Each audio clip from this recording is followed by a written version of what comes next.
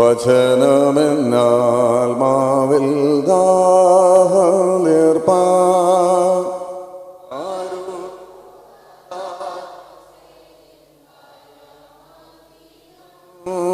വചനമെന്ന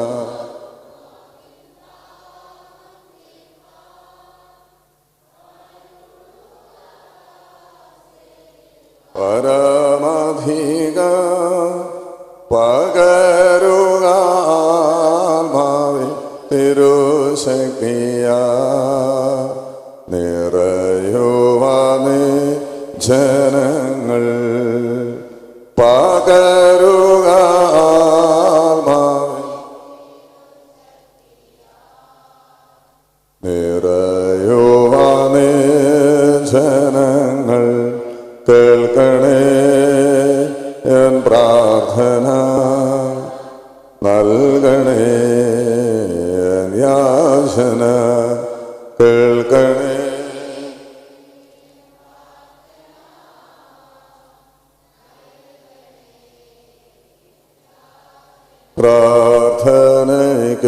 പ്രാർത്ഥനയ്ക്കുത്തരം നൽകുന്നോനേ നിന്റെ സന്നിധിയിൽ ഞാവരുന്നേ സ്വർഗീയാനുഗ്രഹഭണ്ഡാരത്തെ വാതിൽ തുറക്കണമേ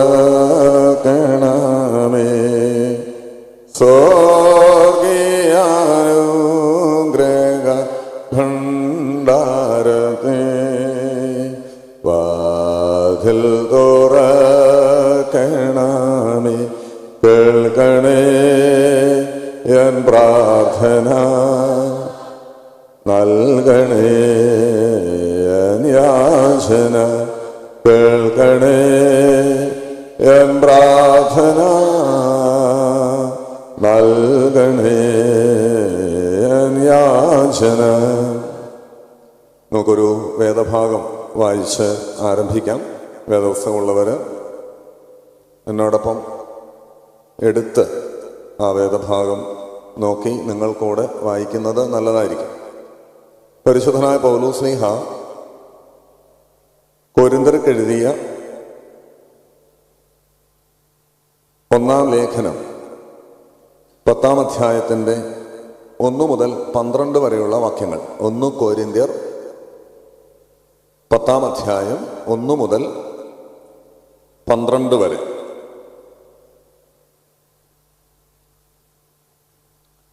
എടുത്തോ എല്ലാവരും? നമുക്ക് വായിക്കാം. ഞാൻ വായിക്കാം, നിങ്ങൾ എൻ്റെ കൂടെ വായിക്കുക. വായിക്കുമോ? സഹോദരന്മാരെ, നമ്മുടെ പിതാക്കന്മാർ എല്ലാവരും മേഘത്തിന് കീഴിലായിരുന്നു. എല്ലാവരും സമുദ്രത്തിലൂടെ കടന്ന് എല്ലാവരും മേഘത്തിലും സമുദ്രത്തിലും സ്നാനമേറ്റു, മോശയോട് ചേർന്നു. എല്ലാവരും ഒരേ ആത്മീക ആഹാരം തിന്നു, എല്ലാവരും ഒരേ ആത്മീക പാനീയം കുടിച്ചു. അവരെ അനുഗമിച്ച ആത്മീക പാറയിൽ നിന്നല്ലോ അവർ കുടിച്ചത്. ആ പാറ ക്രിസ്തുവായിരുന്നു.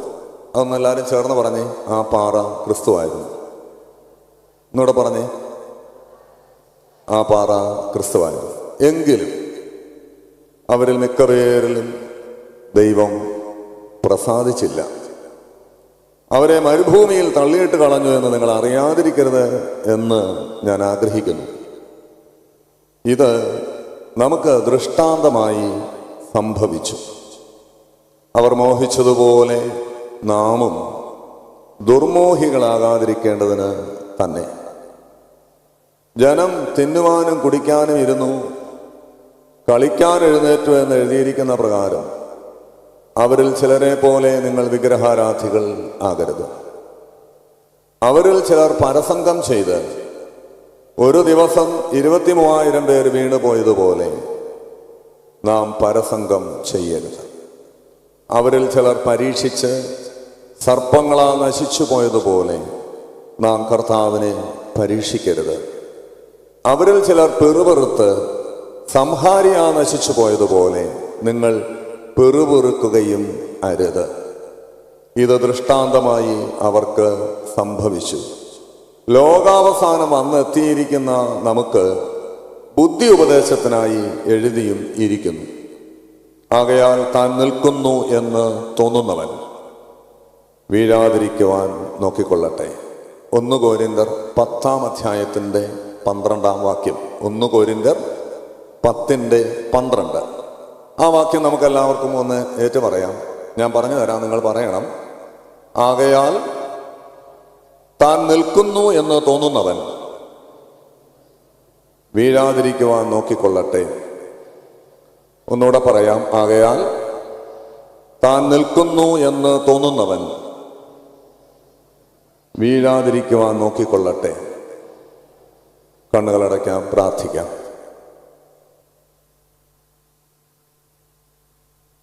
പറയ്ക്കുമോ, ഞാൻ യഹോവയെ എല്ലാ കാലത്തും വാഴ്ത്തും. അവൻ്റെ സ്തുതി എപ്പോഴും എൻ്റെ നാവിന്മേലിരിക്കും. ഈ എളിയവൻ നിലവിളിച്ചു, യഹോവ കേട്ടു, എൻ്റെ സകല കഷ്ടങ്ങൾ തന്നെ വിടുവിച്ചു. അവങ്കിലേക്ക് നോക്കിയവർ പ്രകാശിതരായി, അവരുടെ മുഖം ലജ്ജിച്ചു പോയതുമില്ല. യഹോവ നല്ലവനെന്ന് രുചിച്ചറിവീൻ, അവനെ ശരണം പ്രാപിക്കുന്ന മനുഷ്യൻ ഭാഗ്യവാൻ. യഹോവയുടെ കണ്ണ് നീതിമാന്മാരുടെ മേലും അവൻ്റെ ചെവി അവരുടെ നിലവിളിക്കും തുറന്നിരിക്കുന്നു. യഹോവയുടെ ദൂതൻ തൻ്റെ ഭക്തന്മാർക്ക് ചുറ്റും പാളയമിറങ്ങി അവരെ വിടുവിക്കുന്നു. നീതിമാന്റെ അനർത്ഥങ്ങൾ അസംഖ്യങ്ങളാവുന്നവെല്ലാത്തിൽ നിന്ന് യഹോവ അവനെ വിടുവിക്കും. ഹൃദയം നുറുങ്ങിയവർക്ക് യഹോവ സമീപസ്ഥൻ, മനസ്സ് തകർന്നവരെ അവൻ രക്ഷിക്കുന്നു. ഞങ്ങളെ സ്നേഹിക്കുന്ന കാരുണ്യവാനായ ദൈവമേ, അനുഗ്രഹീത ദിവസത്തിനായി, നല്ല പ്രഭാതത്തിനായി നന്ദിയോടെ സ്തോത്രം. കഴിഞ്ഞ രാത്രി സമാധാനത്തോടെ ഉറങ്ങി സൗഖ്യത്തോടെ ഉണർന്നു. രാവിലത്തെ അത്യാവശ്യ കാര്യങ്ങൾ നിർവഹിച്ച് കർത്താവേ, ഈ പുണ്യസ്ഥലത്തേക്ക് ഞങ്ങളെ കൂട്ടിവരുത്തിയ അങ്ങയുടെ വലിയ കൃപയ്ക്കായി സ്തോത്രം. അവിടെ ഞങ്ങൾക്ക് നൽകുന്ന സംരക്ഷണത്തിനായി, കരുതലിനായി, കാവലിനായി, പരിപാലനങ്ങൾക്കായി നന്ദിയോടെ അങ്ങേ സ്തുതിക്കുന്നു. കർത്താവേ, ഇന്ന് ഈ പ്രഭാതത്തിൽ ഈ ദേവാലയത്തിൽ വന്ന് നിന്റെ സന്നിധിയിൽ മുട്ടുമടക്കി തിരുമുഖത്തേക്ക് നോക്കി തിരുവചനവുമായി കർത്താവെ ധ്യാനപൂർവ്വം നിന്റെ സന്നിധിയിൽ ഇരിക്കുവാൻ നീ ഒരുക്കുന്ന ഈ വിലപ്പെട്ട അവസരത്തിനായി നന്ദിയോടെ സ്തോത്രം.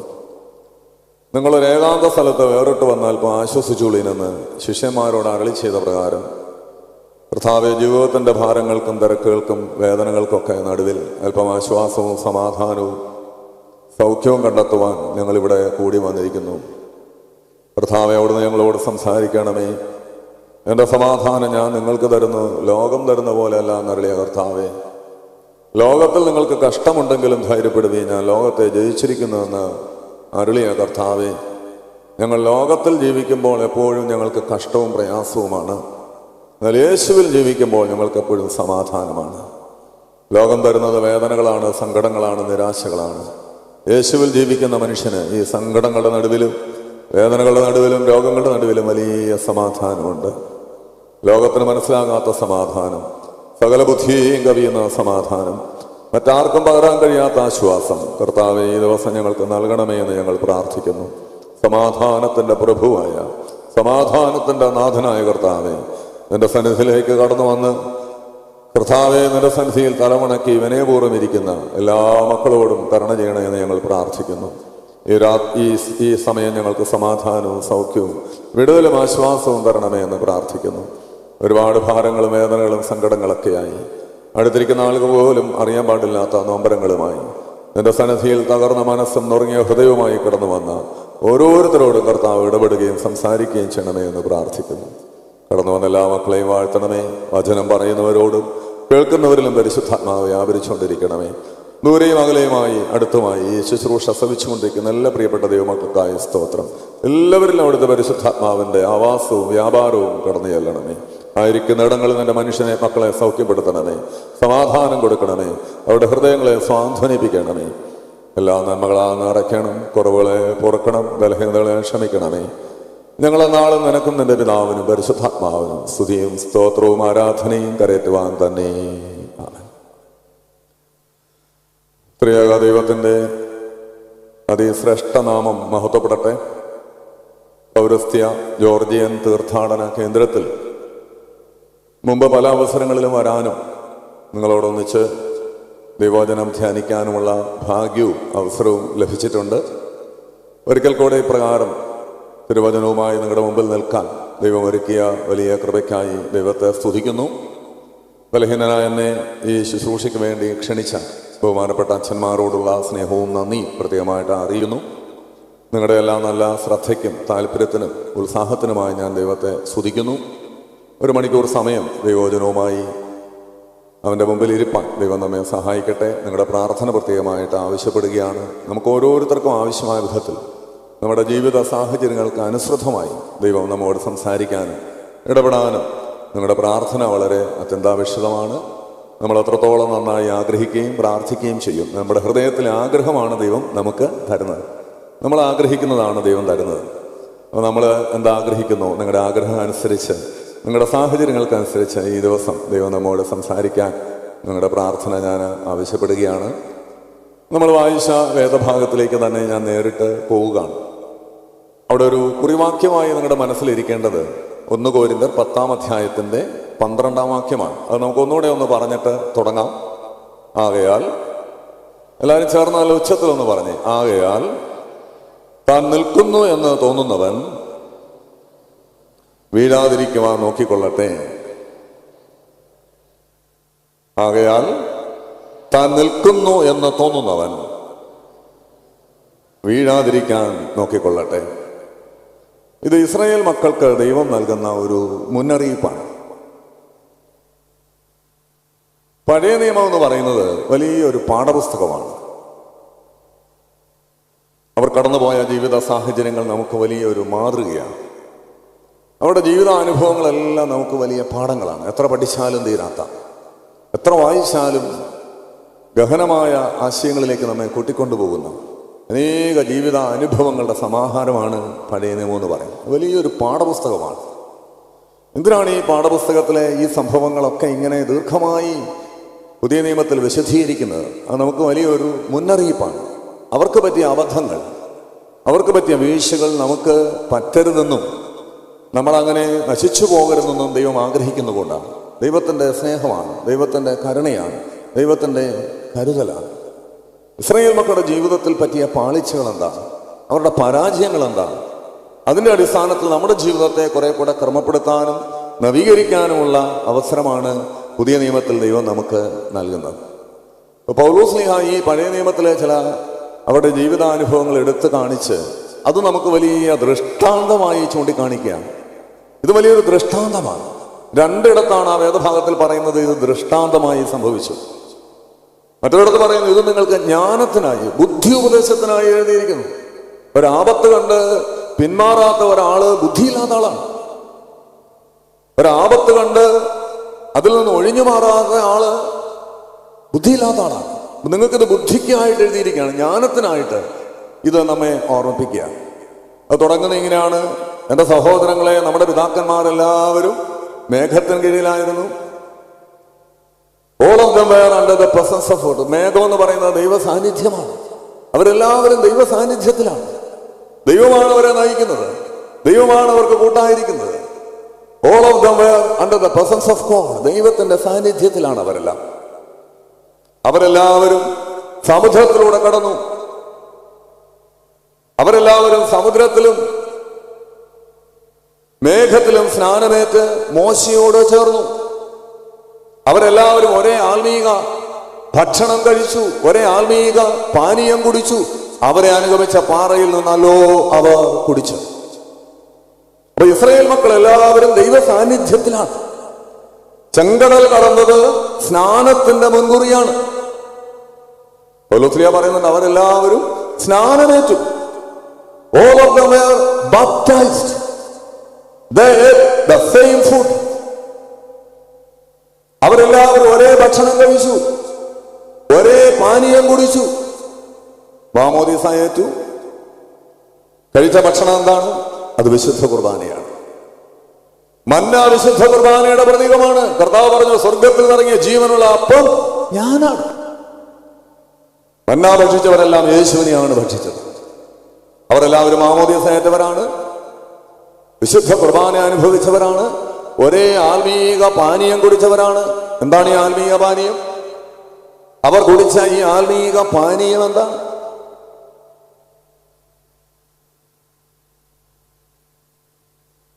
മാമോദിസയേറ്റു, അത് മനസ്സിലായി. വിശുദ്ധ കുർബാന അനുഭവിച്ചു, അത് മനസ്സിലായി. അവർ കുടിച്ച ഈ പാനീയം എന്താണ്?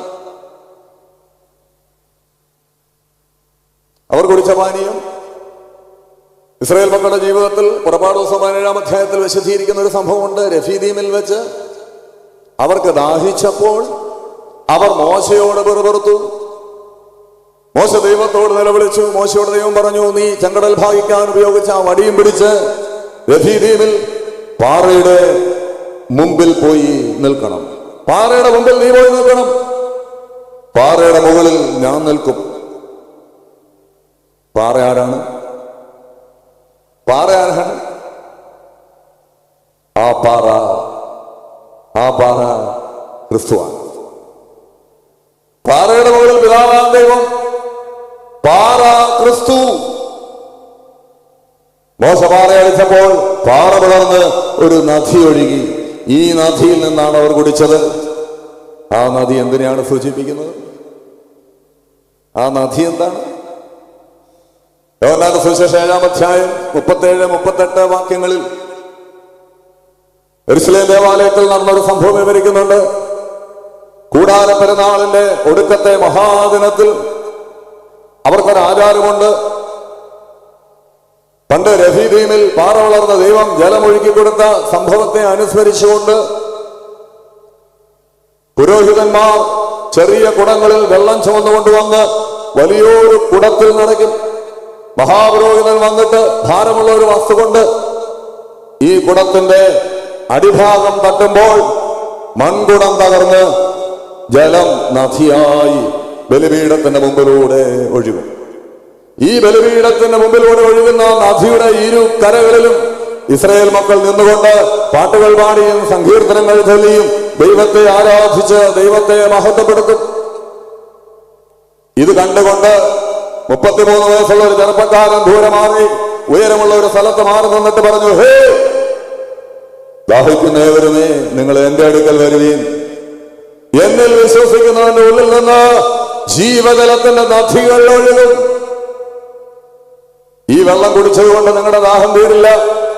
നിങ്ങളിങ്ങനെ വശാവശം ഇത് ആചരിച്ചതുകൊണ്ട് നിങ്ങളുടെ പ്രശ്നങ്ങൾക്ക് പരിഹാരം വരില്ല.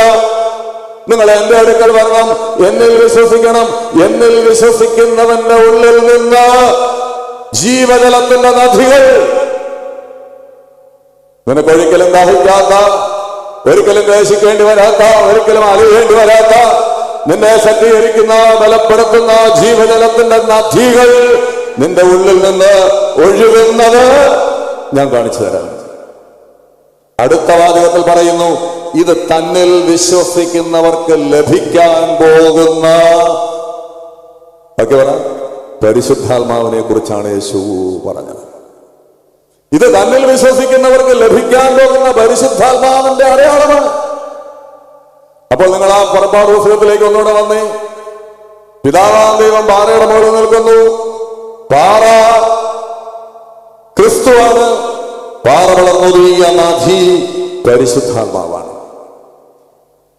അപ്പൊ ഇവരെല്ലാവരും വിശുദ്ധ കുർബാന അനുഭവിച്ചവരാണ്, മാമോദിസ സ്വീകരിച്ചവരാണ്, അഭിഷേകം പ്രാപിച്ചവരാണ്, ഓരോരോ അഭിഷേകം പ്രാപിച്ചവരാണ്. ഇത് നമ്മുടെ പ്രതീകമാണ്. നമ്മൾ മാമോദിസ ഏറ്റവരാണ്, അഭിഷേകം പ്രാപിച്ചവരാണ്, വിശുദ്ധ കുർബാന സ്വീകരിക്കുന്നവരാണ്, ആരാധനയിൽ സംബന്ധിക്കുന്നവരാണ്, ധ്യാനത്തിന് വരുന്നവരാണ്, ദൈവവചനം വായിക്കുന്നവരാണ്, നമ്മളെ കൊണ്ടാകുന്ന വിധത്തിൽ ആത്മീയ ആചാരങ്ങളും അനുഷ്ഠാനങ്ങളും കൂദാശകളും നിർവഹിക്കുന്നവരാണ്, കുമ്പസാരിക്കുന്നവരാണ്, എല്ലാം ചെയ്യുന്നവരാണ്. പക്ഷെ അവിടെ എഴുതിയിരിക്കുന്നു, എങ്കിലും അവരിൽ മിക്കപേരിലും ദൈവം പ്രസാദിച്ചില്ല. ഇതൊക്കെ ചെയ്തിട്ട് അവരിൽ മിക്കപേരിലും ദൈവം പ്രസാദിച്ചില്ല. അവരെ മരുഭൂമിയിൽ തള്ളിയിട്ട് കളഞ്ഞു എന്ന് നിങ്ങൾ അറിയാതിരിക്കരുത്. അവരെ മരുഭൂമിയിൽ തള്ളിയിട്ട് കളഞ്ഞു എന്ന് നിങ്ങൾ അറിയാതിരിക്കരുത്. ഇതൊക്കെ ചെയ്തവരിൽ മിക്കപേരും കനാൻ നാട്ടിലെത്തിയില്ല എന്നും അവർ മരുഭൂമിയിൽ പട്ടുപോയി എന്നും നമ്മൾ അറിയാതിരിക്കരുത്. എനിക്ക് നിങ്ങൾക്കും ബുദ്ധിയോപദേശത്തിനായി ഇത് എഴുതിയിരിക്കുന്നു. നമുക്കൊരു ദൃഷ്ടാന്തമായി സംഭവിച്ചിരിക്കും. എന്തുകൊണ്ടാണ് അവർ മരുഭൂമിയിൽ തള്ളി വീഴ്ത്തപ്പെട്ടത്? അവയാൽ നിൽക്കുന്നു എന്ന് തോന്നുന്നവൻ വീഴാതിരിക്കാൻ സൂക്ഷിക്കട്ടെ. നമുക്കൊക്കെ ഒരു ധാരണയുണ്ട്, വലിയ കുഴപ്പമൊന്നുമില്ല, എല്ലാം സെറ്റിലായി, പിള്ളേരൊക്കെ ഒരു പരുവത്തിലായി, അവരുടെ കാര്യങ്ങൾ അവർ നോക്കുന്നു, അത്യാവശ്യം ജീവിക്കാനുള്ള സാഹചര്യമൊക്കെ ഉണ്ട്, അത്യാവശ്യം ആരോഗ്യമൊക്കെ ഉണ്ട്. അങ്ങനെയൊക്കെ വിചാരിച്ച് നടന്ന ആളുകളാണ് ഇവർ. നിൽക്കുന്നു എന്ന് തോന്നുന്നവൻ, സെറ്റിലായി എന്ന് വിചാരിക്കുന്നവൻ, ഇനി വലിയ കുഴപ്പമൊന്നുമില്ല എന്ന് ആർക്കെങ്കിലും തോന്നുന്നെങ്കിൽ അവനൊരു കാര്യം മനസ്സിൽ കുറിക്കട്ടെ: നിൽക്കുന്നു എന്ന് തോന്നുന്നവൻ വീഴാൻ കാരണങ്ങൾ ഏറെയുണ്ട്. ഒരു സെക്കൻഡ് മതി, within fraction of A second നിന്റെ ജീവിതം തകർന്നു പോകും. കണ്ണടച്ചു തുറക്കുന്നതിന് മുമ്പ് നിന്റെ ജീവിതം മാറും. നിൽക്കുന്നു എന്ന് തോന്നുന്നവൻ വീഴാതിരിക്കാൻ സൂക്ഷിക്കട്ടെ. ഇസ്രായേൽ മക്കൾ മരുഭൂമിയിൽ വീണുപോയതിന്റെ, മിക്കപേരും പട്ടുപോയതിന്റെ 5 കാരണങ്ങൾ പൗലോസ്ലീഹ ഈ വേദഭാഗത്ത് എണ്ണി എണ്ണി പറയുന്നുണ്ട്. 5 കാരണങ്ങൾ പറയുന്നുണ്ട്. ഞാനതൊന്ന് പറയാൻ ശ്രമിക്കുകയാണ്. 5 കാര്യങ്ങൾ പറയണമെന്നാണ് എൻ്റെ ആഗ്രഹം, സമയത്തിന്റെ പരിമിതിക്കുള്ളിൽ. ഒന്നാമത്, നിങ്ങൾ ആ വേദഭാഗം വായിച്ചാൽ അറിയാം, ഒന്നാമത്തെ കാരണം പറയുന്നത് അവർ മോഹിച്ചതുപോലെ നിങ്ങൾ ദുർമോഹികൾ ആകരുത്. എന്താണ്? അവർ മോഹിച്ചതുപോലെ നിങ്ങൾ നിർമോഹികളാകരുത്. വീഴ്ചയുടെ ഒന്നാമത്തെ കാരണം ദുർമോഹം, ലസ്റ്റ്. പറഞ്ഞേ, ഒന്നാമത്തെ കാരണം എന്താണ്? ദുർമോഹം, ലസ്റ്റ്. രണ്ടാമത്തെ കാരണം അവിടെ പറയുന്നത് അവരിൽ ജനം തിന്നാനും കുടിപ്പാനും ഇരുന്നു, കളിപ്പാൻ എഴുന്നേറ്റു എന്ന് എഴുതിയിരിക്കുന്ന പ്രകാരം അവരിൽ ചിലർ വിഗ്രഹാരാധികളായതുപോലെ നിങ്ങൾ വിഗ്രഹാരാധികളാകരുത്. രണ്ടാമത്തെ കാരണം ഐഡലറ്ററി, വിഗ്രഹാരാധന. ഒന്നാമത്തെ കാര്യം എന്താ? ലസ്റ്റ്, ദുർമോഹം. രണ്ടാമത്തെ കാരണം വിഗ്രഹാരാധന, ഐഡലറ്ററി. മൂന്നാമത്തെ കാരണം അവരിൽ ചിലർ പരസംഗം ചെയ്ത് ഒരു ദിവസത്തിൽ 23,000 പേര് നശിച്ചു പോയതുപോലെ നാം പരസംഗം ചെയ്യരുത്. 3, അഡൽട്ടറി. 4, അവരിൽ ചിലർ കർത്താവിനെ പരീക്ഷിച്ച് സർപ്പങ്ങളാ നശിച്ചു പോയതുപോലെ നിങ്ങൾ കർത്താവിനെ പരീക്ഷിക്കരുത്. അൺബിലീഫ്, അവിശ്വാസം. പരീക്ഷിക്കുന്നത് അവിശ്വാസം നിമിത്തമാണ്. അവിശ്വാസം, അൺബിലീഫ്. 5ാമത്തെ കാരണം അവരിൽ ചിലർ പിറുപിറുത്ത് സംഹാരിയ നശിച്ചു പോയ പോലെ നാം പിറുപിറുക്കരുത്. 5ാമത്തെ കാരണം ഗ്രംബിളിംഗ്, പിറുപിറുപ്പ്, മർമറിംഗ്. 5 കാരണങ്ങളാണ്. ഒന്ന് ദുർമോഹം, 2 വിഗ്രഹാരാധന, 3 പരസംഗം, 4 അവിശ്വാസം, 5 പെറുപെറുപ്പ്. ഈ 5എണ്ണമെങ്കിലും ഒന്ന് പഠിച്ചിട്ട് പോണ്ടേ? 1 ദുർമോഹം, 2 വിഗ്രഹാരാധന, 3 പരസംഗം, 4 അവിശ്വാസം, 5 പെറുപെറുപ്പ്. ഒന്നാമത്തെ കാരണം നമുക്കൊന്ന് ഓരോന്നൊന്ന് നോക്കാം. നിങ്ങൾക്ക് താല്പര്യമുണ്ടോ? എൻ്റെ കൂടെ വരുമോ? ശ്രദ്ധിച്ചിരിക്കണം. ഒന്നാമത്തെ കാരണം എന്താണ്? ഇനി നിങ്ങൾ പറയണം. ദുർമോഹം. എന്തിനു വേണ്ടിയാണ് ഇവർ മോഹിച്ചത്? നമ്മൾ വിചാരിക്കുന്ന കാര്യങ്ങൾക്കൊന്നും വേണ്ടിയല്ല. ഇവരുടെ മോഹം എന്തിനു വേണ്ടിയാണെന്ന് അറിയോ? കനാനേട്ടെത്താൻ വേണ്ടിയാണോ? ഇവർ മോഹിച്ചതും ഭാരപ്പെട്ടതും എന്തിനു വേണ്ടിയാണ്? എന്തിനെ കുറിച്ചാണെന്ന് അറിയോ?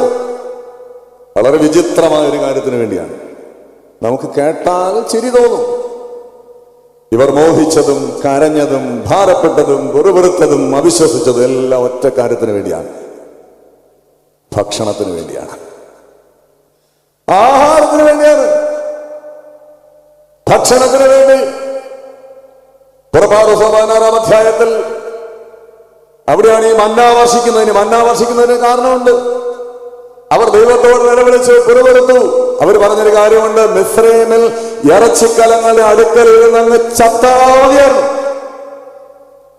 ഇവിടെ വന്ന് കഷ്ടപ്പെടുന്നതിനേക്കാൾ എത്രയോ ഭേദമായിരുന്നു ഇറച്ചിക്കലങ്ങളുടെ അടുത്തിരുന്ന് തൃപ്തിയാവണ്ണം തിന്നങ്ങ് ചത്താ മതിയാണ്. 400 വർഷം ഭക്ഷണം കഴിച്ചവരാണ്, ഇറച്ചി തിന്നവരാണ്. ഇഷ്ടംപോലെ മണ്ണ് കുഴച്ച് ഇഷ്ടംപോലെ തിന്ന മനുഷ്യര് ഭക്ഷണത്തോടുള്ള കൊതിയും ആർത്തിയും അവർക്ക് ഇപ്പോഴും മാറിയിട്ടില്ല. അപ്പോഴാണ് ദൈവം സ്വർഗത്തിൽ നിന്ന് അവർക്ക് മന്ന ഇറക്കി കൊടുക്കുന്നത്. കുറെ കഴിഞ്ഞു, സംഖ്യാപുസ്തകം 11-ാം അധ്യായത്തിലെത്തിയപ്പോൾ ഈ മനുഷ്യർ, നിങ്ങൾ എടുക്കണ്ട, കേട്ടിരുന്നാൽ മതി, എഴുതുന്നവർ വേണമെങ്കിൽ ഒന്ന് കുറിച്ചോളൂ. സംഖ്യ 11:8. നേരത്തെ പറഞ്ഞത് പുറപ്പാട് 16:31. ഇപ്പൊ പറഞ്ഞത് സംഖ്യ 11:8. എഴുതുന്നവർ എഴുതിക്കോളൂ, ബാക്കിയുള്ളവരെന്നെ ശ്രദ്ധിച്ചിരുന്നാൽ മതി. സംഖ്യാപുസ്തകം 11:8 ഈ മനുഷ്യർ പറയുകയാണ്, അവർക്ക് ഭക്ഷണമില്ല, വെള്ളമില്ല. അവർ കൂടാരങ്ങളിൽ നിന്ന് കരയുകയാണ്. ഞരങ്ങി കരഞ്ഞു. എന്തിനാ പുറത്തേക്ക് കരയുന്നത്? കൂടാരങ്ങളിൽ കുടുംബമായി അപ്പനും അമ്മയും മക്കളും ഇരുന്ന് ഞരങ്ങുകയാണ്. ഈ ഞരക്കവും കരച്ചിലും മോശ കേട്ടു, ഈ കരച്ചിൽ ദൈവം കേട്ടു. അവര് പറയുകയാണ്, ഞങ്ങൾക്ക് മിസ്രൈമിൽ മത്തങ്ങ ഉണ്ടായിരുന്നു, മത്സ്യം ഉണ്ടായിരുന്നു, വെള്ളരിക്ക ഉണ്ടായിരുന്നു, ഉള്ളി ഉണ്ടായിരുന്നു, കൊച്ചുള്ളി ഉണ്ടായിരുന്നു, ചുവന്നുള്ളി ഉണ്ടായിരുന്നു. 6 തരം ഭക്ഷണങ്ങൾ കിട്ടിക്കൊണ്ടിരുന്നതിനെ കുറിച്ച് പറഞ്ഞും പരിതപിച്ചും വിലപിച്ചും സങ്കടപ്പെട്ടും ഈ മനുഷ്യർ ഞരങ്ങി കരയുകയാണ്. ദൈവം പറഞ്ഞു, ഈ മനുഷ്യരുടെ കരച്ചിൽ എന്റെ അടുക്കലെത്തി. ഭക്ഷണത്തിന് വേണ്ടിയുള്ള സങ്കടം, അവർക്ക് ഇറച്ചി വേണം. ആ കരച്ചിൽ കേട്ടുകൊണ്ടാണ് കാടപ്പക്ഷി ഇറങ്ങിയത്. കയ്യെത്തിപ്പിടിക്കാൻ ദൂരത്തിൽ കാടപ്പക്ഷികൾ വന്ന് പാളയത്തെ ഇങ്ങനെ മൂടുകയാണ്. ഈ മനുഷ്യൻ ഇങ്ങനെ ആർത്തി കൊണ്ടിട്ട് പിടിച്ചുകൂടി ഇഷ്ടം പോലെ നിലത്തിട്ട് ചിക്കി, അതുകൊണ്ടൊക്കെ ഇങ്ങനെ എന്തൊക്കെ ഉണ്ടാക്കാം അതെല്ലാം ഉണ്ടാക്കി കഴിച്ച് ഓക്കാനം പിടിച്ചും അജീർണം പിടിച്ചും ഛർദ്ദിച്ചും ഈ മനുഷ്യര് ചത്തുപോയി. ഇസ്രായേൽ ആദ്യമായിട്ടൊരു വലിയ സംഹാരം നടക്കുന്നത് ഈ ഭക്ഷണം കഴിച്ചിട്ടാണ്. ഭക്ഷണം കഴിച്ച് മരിച്ചു പോകുന്ന മനുഷ്യർ. അവരെന്താ പറഞ്ഞ്? ഇറച്ചിക്കലങ്ങളുടെ അടുക്കലിരുന്ന് തിന്നങ്ങ്, എന്താ പറഞ്ഞ്? പുറപ്പാട് 16 പറഞ്ഞ്, ഇറച്ചിക്കലങ്ങളുടെ അടുക്കലിരുന്ന് തിന്നങ്ങ് മരിച്ചാ മതി. മനുഷ്യൻ തിന്ന് മരിക്കുകയാണ്. ഇപ്പോഴും അതല്ലേ സംഭവിക്കുന്നു? കഴിച്ച് മരിക്കുക. വീണ്ടും സംഖ്യാപുസ്തകം 21-ാം അധ്യായത്തിലെത്തിയപ്പോൾ ഈ മനുഷ്യർ പറയുകയാണ്, ഇവിടെ അപ്പമില്ല, വെള്ളമില്ല. സംഖ്യ 21:5. അപ്പമില്ല, വെള്ളമില്ല, ഈ സാരമില്ലാത്ത ആഹാരം കഴിച്ച് ഞങ്ങൾ മടുത്തു. We hate this miserable food. ഇത് കഴിച്ച് ഞങ്ങൾക്ക് മടുത്തു. എന്തിനെ കുറിച്ചാ പറയുന്നത്? സ്വർഗത്തിൽ നിറങ്ങിയ ജീവനുള്ള അപ്പം. ഇത് കഴിച്ച് ഞങ്ങൾ മടുത്തു. ഞങ്ങൾക്കിനി വെറൈറ്റി ആയിട്ടുള്ള സാധനങ്ങൾ പോരട്ടെ. ഈ കുർബാനയും പാട്ടും ഈ എന്നുള്ള പ്രസംഗവും ഈ ധ്യാനവും ഇതൊക്കെ ഞങ്ങൾ മടുത്തു. ആട്ടും പാട്ടും നൃത്തവും ചാട്ടവും ബഹളവും ഒക്കെ ആയിട്ട് വെറൈറ്റി പോരട്ടെ. ഇതൊക്കെ മനുഷ്യരങ്ങ് മടുക്കുകയാണ്. സാരമില്ലാത്ത ആഹാരം കഴിച്ച് ഞങ്ങൾ മടുത്തു. ഈ പെറുപെറുപ്പൻ നിലവിളിയും കേട്ടാണ് സംഹാരകൻ ഇറങ്ങിയത്. പിത്തള സർപ്പം ഇറങ്ങി പാളയത്തിൽ വലിയൊരു സംഹാരം എന്ന് നടന്നു. 3000-ഓളം പേര് മരിച്ചുപോയി. ഭക്ഷണത്തിന് വേണ്ടിയുള്ള നിലവിളിയുടെ പേരിലാണ്. മനുഷ്യന്റെ ആർത്തിക്കും ഭക്ഷണമോഹത്തിനും അതിന് കിട്ടിയ ശിക്ഷയാണ് ഈ സംഹാരം. അവർ മോഹിച്ചത്, നിലവിളിച്ചത്, കരഞ്ഞത് എന്തിനു വേണ്ടിയാണ്? ഭക്ഷണത്തിന് വേണ്ടി. തൊണ്ടയിറങ്ങിക്കഴിഞ്ഞാൽ പിന്നെ എന്താണെന്നറിയില്ല. കഴിക്കുന്നതിന് മുമ്പ് നമുക്ക് എന്തെന്നറിയില്ല. കഴിച്ചൊരു സെക്കൻഡ് കഴിഞ്ഞാൽ പിന്നെ അതിന്റെ ഗുണമോ ടേസ്റ്റോ നമ്മുടെ വായിൽ തങ്ങി നിൽക്കില്ല. നിമിഷ നേരത്തേക്കുള്ള മൊമെന്ററി ആയിട്ടുള്ള ഭക്ഷണത്തിന് വേണ്ടിയാണ് നമ്മുടെ പരാക്രമവും നെട്ടോട്ടെല്ലാം. ഒരു മനുഷ്യനൊക്കെ ജീവിച്ചിരിക്കാൻ എന്തോരം ഭക്ഷണം വേണം, എന്തുമാത്രം ഭക്ഷണം വേണം. ഞാൻ ഈയിടെ പോയൊരു കല്യാണത്തിന് 120 കൂട്ടം വിഭവങ്ങളുണ്ട്. ആകപ്പാട് അരച്ചാൻ വയറാണ്. 120 വിഭവങ്ങളാണ് ഒരു കല്യാണത്തിന്. ഇങ്ങനെ നോക്കത്താ ദൂരത്ത് ഇങ്ങനെ അടുക്കി വെച്ചിരിക്കുകയാണ്. നമുക്ക് എന്തുമാത്രം ഭക്ഷണം വേണം? നിങ്ങൾക്കറിയാമോ സോദോം ഗോമോറയുടെ പാപം എന്തെന്നറിയോ? സോദോം ഗോമോറയെ ദൈവം നശിപ്പിച്ചതിനെ കുറിച്ച് നമ്മൾ പഴയ നിയമത്തിൽ വായിക്കുന്നുണ്ട്, ഉൽപ്പത്തി പുസ്തകത്തിൽ. അതിനൊരു കാരണം അറിയാവോ നമുക്ക്? എന്തുകൊണ്ടാണ് അവരെ ദൈവം നശിപ്പിച്ചത്? സോദോമ്യ പാപം എന്ന് പറയുന്ന പാപം നമുക്കറിയാം. പക്ഷെ ആ പാപത്തിലേക്ക് അവരെ നയിച്ച സംഗതി എന്താണ്? അതിനൊരു കാരണമുണ്ട്. അതിനൊരു കാരണമുണ്ട്. ആ പാപത്തിലേക്ക് അവരെ, സോദോമ്യ പാപത്തിലേക്ക് അവരെ തള്ളിവിട്ട ഒരു കാരണം യെഹെസ്കേൽ പ്രവാചകന്റെ പുസ്തകത്തിൽ ദൈവാത്മാവ് വെളിപ്പെടുത്തുന്നുണ്ട്. 16-ാം അധ്യായത്തിന്റെ 49-ാം വാക്യം. യെഹെസ്കേൽ 16:49. അതൊന്ന് എടുത്തേ.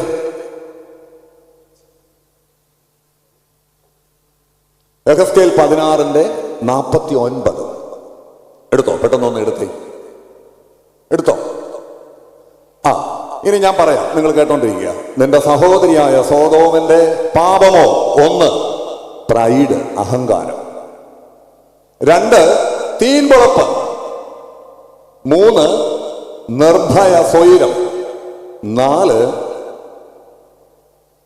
No concern for needy and poor. പാവങ്ങളെ കുറിച്ച് കരുതൽ ഇല്ല. 4 പാപങ്ങളാണ്. 1, അഹങ്കാരം; 2, തീൻപുളപ്പ്. തീൻപുളപ്പ് എന്ന് പറഞ്ഞാൽ എന്താ സംഭവം? തീൻപുളപ്പ് abundance of food and wine എന്നാണ്. ഇഷ്ടം പോലെ ഭക്ഷണം, അമിത ഭക്ഷണം എന്നാണ് എന്റെ അർത്ഥം.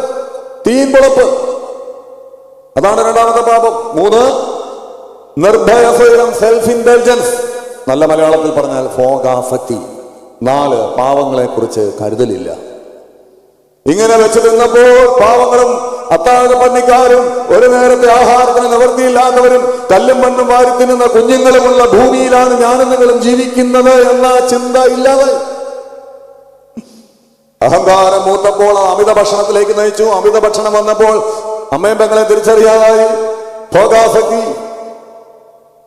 പാവങ്ങളെ കുറിച്ചും മറ്റുള്ളവരെ കുറിച്ചും കരുതലോ ശ്രദ്ധയോ ഇല്ലാണ്ട് അവരെ അവഗണിച്ചു.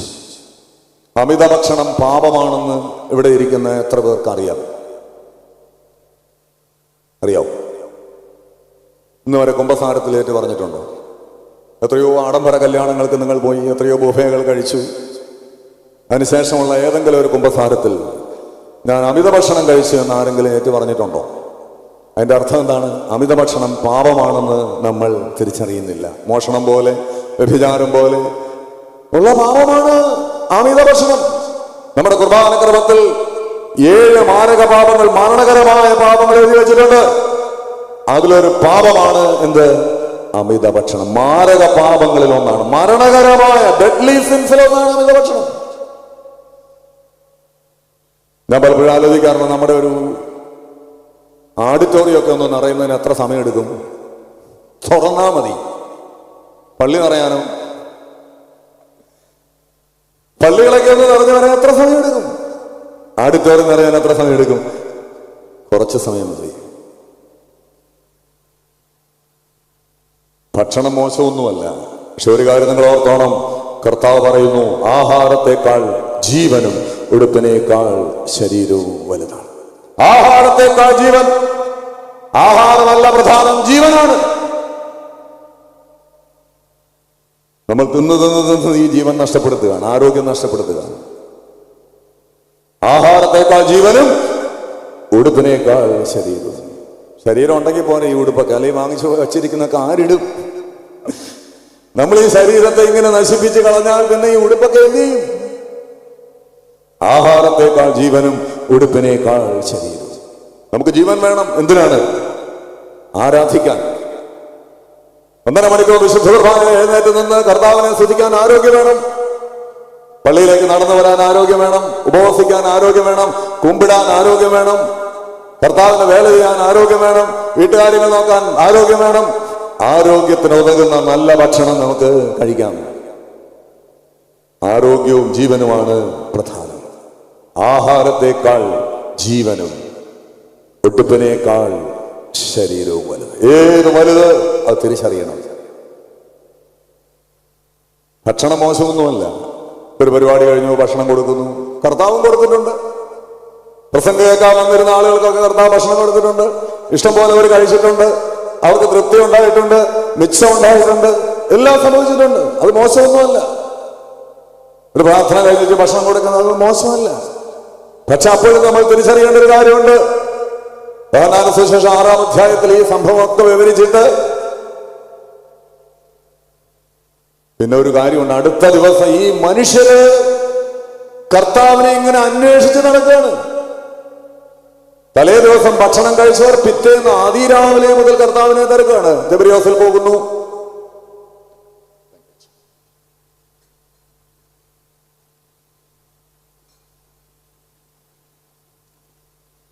ഞാനെന്താ പറഞ്ഞേ? ഭക്ഷണം കഴിച്ചവര് കർത്താവിനെ ഇങ്ങനെ തിരക്കി നടക്കുകയാണ്. തിബരിയോസിൽ പോകുന്നു. അങ്ങനെ പോയ കർത്താവ് പോകാൻ ഇടയുള്ള സ്ഥലങ്ങളിലൊക്കെ അവർ പോകാണ്. ഒരിടത്ത് വെച്ച് കർത്താവിനെ അവർ കണ്ടുപിട്ടിയപ്പോൾ അവർ ചോദിച്ചു, നീ ഇവിടെ വന്ന് നിൽക്കുകയാണോ? നീ ഇങ്ങനെ ഞങ്ങളെ കാണാൻ ഇവിടെ വന്ന് നിൽക്കുകയാണോ?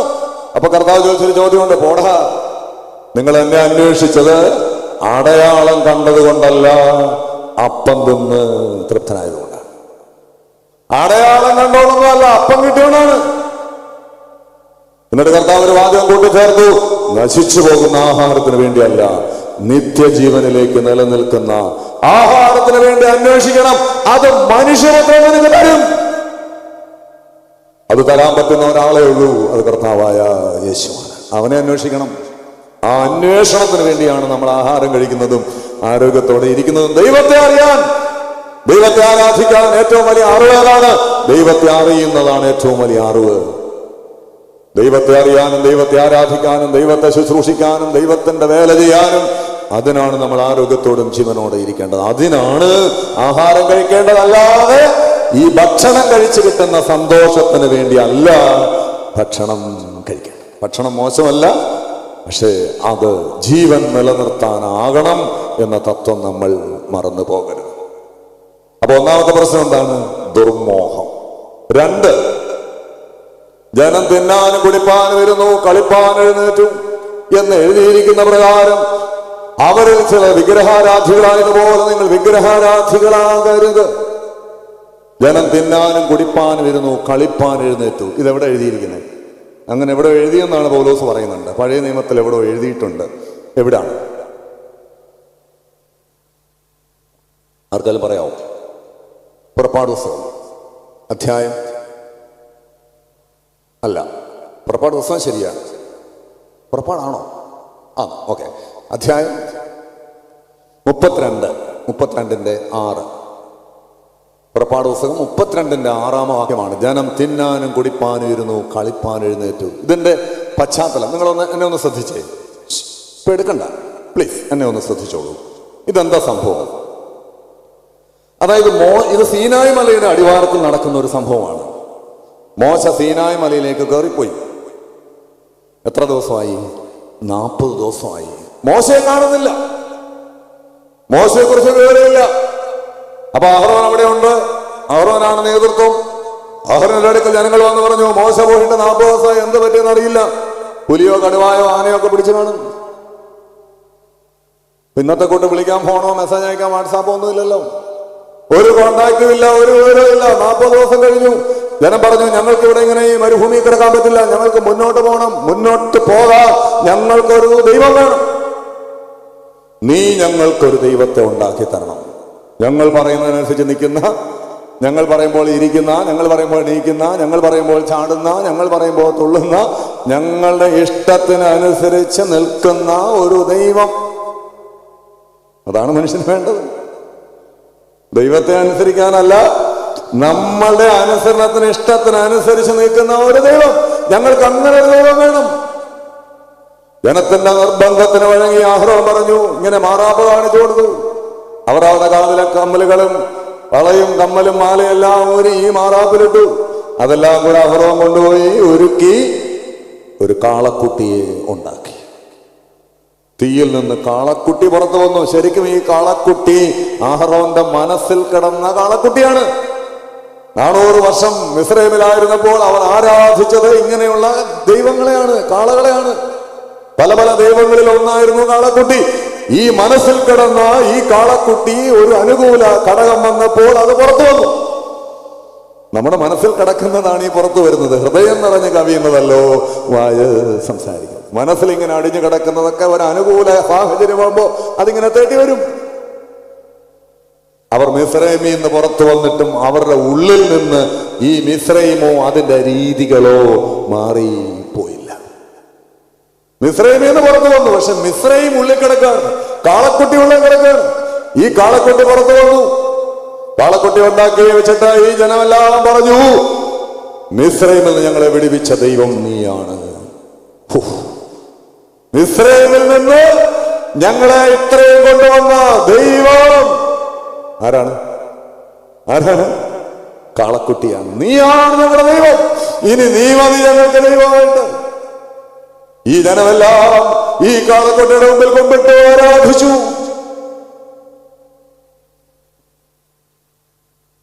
അഹറോൻ അതിനു മുമ്പിൽ ഒരു ഹോമയാഗപീഠമുണ്ടാക്കി യാഗം കഴിച്ചു. അഹറോൻ വിളിച്ചു പറഞ്ഞു, നാളെ പെരുന്നാളാണ്, നാളെ ഉത്സവമാണ്. പിറ്റേന്ന് അതിരാവിലെ ഉത്സവം. ജനമെല്ലാം പാട്ടും നൃത്തവും ആഘോഷവും ആഹ്ലാദവും ചെണ്ടയും മേളവും ബാൻഡും എല്ലാം എന്തൊക്കെ ചെയ്യാമോ എല്ലാം ചെയ്തു. ഈ ആർത്തുവിളിയാണ് ദൈവസന്നിധിയിൽ കേട്ടത്. ഈ ആരവത്തിന്റെ ശബ്ദം മലയിൽ ദൈവത്തിന്റെ ചെവിയിലെത്തി. ദൈവം പറഞ്ഞു, ഇറങ്ങിച്ചെല്ലടാ, എന്റെ ജനം, എന്റെ ജനം. ഞാൻ ചങ്കിലേക്ക് നടന്ന ജനം എന്നെ വിട്ടുപോയി. മോശ പറഞ്ഞു, ഒരിക്കലും ഇല്ല ദൈവമേ, അവർ ഒരിക്കലും പോയില്ല. മോശ ദൈവം പറഞ്ഞു, ഇറങ്ങിച്ചെല്ലടാ. മോശ 2 കൽപ്പലകളും കയ്യിൽ പിടിച്ചുകൊണ്ട് താഴോട്ട് ഇറങ്ങി വന്നപ്പോൾ ഈ ജനത്തിന്റെ ആകാരവും ബഹളവും കേട്ട് ചങ്ക് നേർന്ന മോശ കയ്യിലിരുന്ന കൽപ്പലകൾ എറിഞ്ഞ് ഒട്ടച്ചു. എന്നിട്ട് അങ്ങോട്ട് ചെന്ന് ഈ കാളക്കുട്ടിയെടുത്ത് ഇടിച്ച് പൊടിച്ച് അരച്ച് കലക്കി ഈ ജനത്തെ കുടിപ്പിച്ചു. പുറപ്പാട് പുസ്തകം 12:3 എഴുതിയിട്ടുണ്ട്, ഭൂതലത്തുള്ള മനുഷ്യരിൽ അതിസൗമ്യനാണ് മോശ. അതിസൗമ്യനായ മോശ സിംഹത്തിന്റെ രൗദ്രഭാവത്തോടെ ഈ കാളക്കുട്ടിയെ എടുത്ത ഇടിച്ച് പൊടിച്ച് അരച്ച് കലക്കി ജനത്തെ കുടിപ്പിച്ചപ്പോഴാണ് മോശയുടെ കോപം അടങ്ങുന്നത്. ഈ സൗമ്യത എന്നൊക്കെ പറഞ്ഞാൽ എന്ത് കണ്ടാലും അനങ്ങാതിരിക്കലല്ല. ഞാൻ ഈ നാട്ടുകാരനെ അല്ല എന്ന ഭാവത്തിലാണ് പോകുന്നത്. എന്ത് അനീതി കണ്ടാലും എന്ത് കൊള്ളരുതായ്മ കണ്ടാലും വായും കൂട്ടി മിണ്ടാതെ നടക്കുന്നതാണോ സൗമ്യത? അതിസൗമ്യനായ മോശ. മോശയുടെ ഭാരം എന്താ? ഈ ജനമെല്ലാം നശിച്ചു പോകുമല്ലോ, ഒരെണ്ണം കനാനാട്ടിൽ കടക്കില്ലല്ലോ. ആത്മഭാരമാണ്, ജനങ്ങൾ നശിച്ചു പോകുന്നതിലുള്ള സങ്കടം, സത്യവിശ്വാസത്തിൽ നിന്ന് വ്യതിചലിക്കുന്നതിന്റെ സങ്കടം, ദൈവരാജ്യത്തിൽ നിന്ന് ഈ തലമുറ നഷ്ടപ്പെട്ടു പോകുന്നതിന്റെ ഭാരം. എത്ര പേർക്കുണ്ട് ഈ ഭാരമൊക്കെ? മനുഷ്യർ നശിച്ചു പോകുന്നതിന്റെ, കുഞ്ഞുങ്ങൾ അകന്നു പോകുന്നതിന്റെ, മനുഷ്യർ പള്ളിയിൽ കയറാത്തതിന്റെ, വ്യത്യസ്തമായ ആരാധനകളിലേക്കും ആചാര അനുഷ്ഠാനങ്ങളിലേക്കും മനുഷ്യനെ ഇങ്ങനെ സന്തോഷിപ്പിക്കുകയും സുഖിപ്പിക്കുകയും ചെയ്യുന്ന രീതികളിലേക്ക് മാറിപ്പോകുന്ന തലമുറകളെ കുറിച്ച് ഭാരമുള്ള എത്ര പേർ? അഹ്റോനെ മാറ്റി നിർത്തി ഒരു ചോദ്യം ചോദിച്ചു, ഇത്ര വലിയൊരു പാപത്തിന് ഈ ജനത്തെ വിട്ടുകൊടുക്കാൻ അവർ നിന്നോട് എന്ത് തെറ്റ് ചെയ്തു? അഹ്റോനെ, ഈ ജനത്തിന് അറിയില്ല, പക്ഷെ നിനക്കറിയില്ലേ? നിനക്കറിയില്ലേ ഇത് പാടില്ലാന്ന്? ഇത്ര വലിയൊരു പാപം ഈ ജനത്തിന്റെ തലയിൽ വെച്ച് കെട്ടാൻ ഈ പാവപ്പെട്ട എട്ടും പൊട്ടും തിരിയാത്ത പാവപ്പെട്ട മനുഷ്യർ നിന്നോട് എന്ത് തെറ്റ് ചെയ്തു? അടുത്തൊരു വാചകത്തിൽ പറഞ്ഞു, അവിടെ എഴുതി വെച്ചിട്ടുണ്ട്, അഹറോൻ അഴിച്ചുവിടുകയാൽ ജനം കെട്ടഴിഞ്ഞവരായി. അഹറോൻ അഴിച്ചുവിട്ടു, ജനത്തിന്റെ കെട്ടുപറ്റി.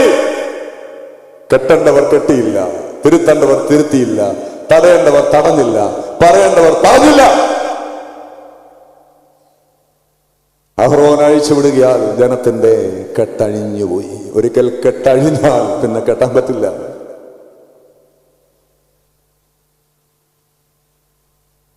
മോശ വിളിച്ചു പറഞ്ഞു, യഹോവയുടെ പക്ഷത്തുള്ളവർ മാറി നിൽക്കട്ടെ. യഹോവയുടെ പക്ഷത്ത് ആരെങ്കിലും ഉണ്ടെങ്കിൽ മാറി നിൽക്കട്ടെ. ആരെങ്കിലും മാറിയോ? യഹോവയുടെ പക്ഷത്തുള്ളവർ മാറട്ടെ. ആരെങ്കിലും മാറിയതായിട്ട് നിങ്ങൾക്കറിയോ?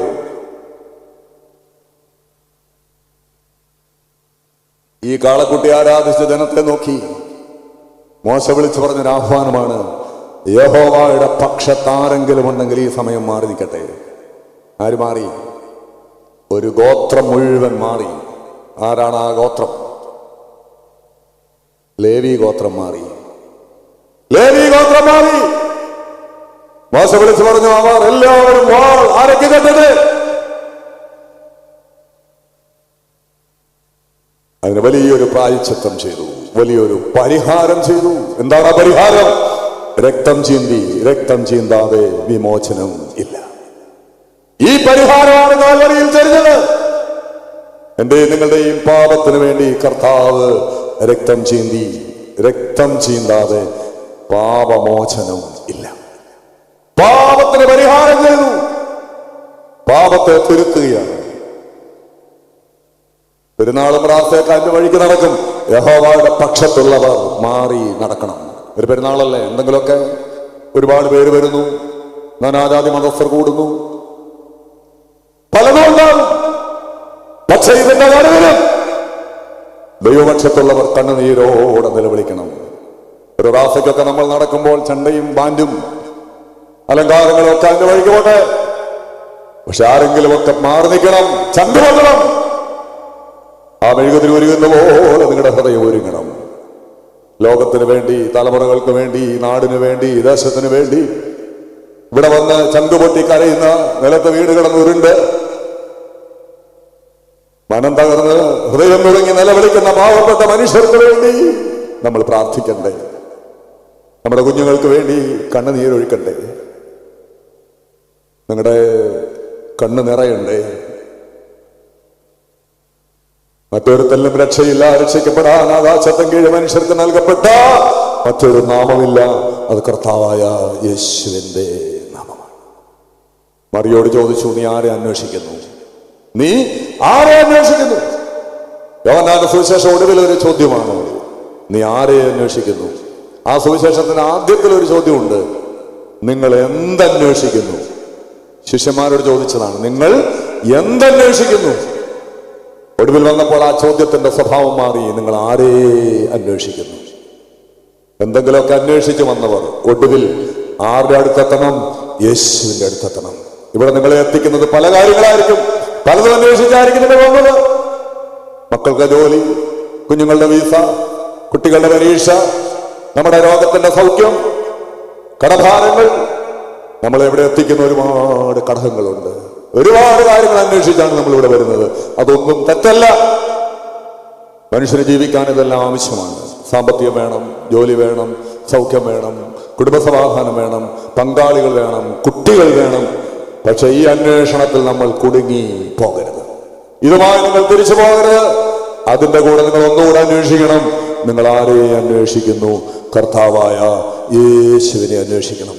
ലോകത്തിന് വേണ്ടി തന്റെ ജീവൻ വെടിഞ്ഞ് കാൽവരിയിൽ ഒരു തുള്ളി അവസാനത്തിലെത്തും പോലും നമുക്ക് വേണ്ടി ചിന്തിയ ആ കർത്താവിനെ അന്വേഷിക്കണം. നിങ്ങൾ ആരെ അന്വേഷിക്കുന്നു? എന്തെങ്കിലുമൊക്കെ അന്വേഷിച്ചു വന്നവർ കർത്താവുമായി മടങ്ങിപ്പോകണം. നിങ്ങളുടെ ജീവിതത്തിന്റെ പ്രശ്നങ്ങൾ ശാശ്വതമായി ഈ ലോകത്തിലും വരും ലോകത്തിലും പരിഹരിക്കാൻ പറ്റുന്ന ഒരാളേ ഉള്ളൂ. അതാരാണ്? കർത്താവായ യേശു ക്രിസ്തു. ആ ക്രിസ്തുവിലേക്ക് നമ്മെ നയിക്കുന്നവനാണ് ഗീവർഗീസായും പരിമല തിരുമേനിയും. അവരിൽ നമ്മൾ കുടുങ്ങിപ്പോകരുത്. അതിനപ്പുറത്തേക്ക് നമ്മുടെ അന്വേഷണങ്ങൾ കടന്ന് ചെല്ലണം. ആ അന്വേഷണം നമ്മെ യേശുവിലെത്തിക്കണം. നീ ആരെ അന്വേഷിക്കുന്നു? അവർ വിഗ്രഹാരാധികളായതുപോലെ നിങ്ങൾ വിഗ്രഹാരാധികളാകരുത്. മൂന്ന് എന്താ പറയുന്നത്? അവരിൽ ചിലർ പരസംഗം ചെയ്ത് ഒരു ദിവസം 23,000 പേര് നശിച്ചു പോയതുപോലെ നാം പരസംഗം ചെയ്യരുത്. ഇതെന്താ സംഭവം? ഇത് സംഖ്യാപുസ്തകം 22, 23, 24, 25 ഈ 4 അധ്യായങ്ങളിലായി വിവരിച്ചിരിക്കുന്ന ഒരു സംഭവമാണ്. ഞാൻ അതിൻ്റെ ഒരു ചുരുക്കം നിങ്ങളോട് പറയാം.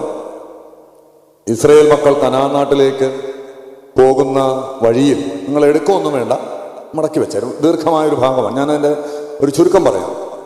ഈ യാത്രാമധ്യേ ഇവര് മോവാബ് സമഭൂമിയിലെത്തി. മോവാബ് സമഭൂമി, ആ പേര് ഓർത്ത് വെക്കണം. മോവാബ് കേട്ടിട്ടുണ്ടല്ലോ ആ പേര്. മോവാബ്, അമ്മോന്യർ കേട്ടിട്ടില്ലേ?